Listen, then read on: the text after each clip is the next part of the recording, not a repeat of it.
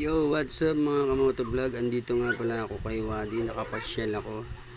Naabutan ko pala si Bay na naglilinis ng panggilid. Ayan.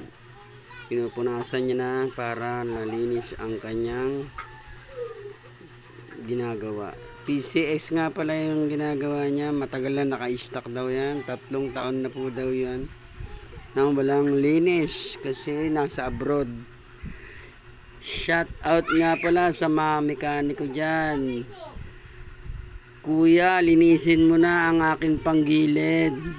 Galaw-galaw naman dyan sa mga assistant ng mekaniko. Huwag nga puro turo ng turo. Baklasin yung mga tornilyo, mga assistant ng mga mekaniko dyan. Anong ulam? Langis ang kainin nyo. Inumin nyo guys. Ayan, si Bay at naglilinis ng panggilid. Ayan. Pinupunasan niya ng mabuti para mawala yung tubig. Nilalagyan niya ng grasa na. Ayan guys, nilalagyan na po ng grasa. Ayan, yung mga loob ng mga para hindi raw siya mag-moist. Ayan. May paikot-ikot niya na.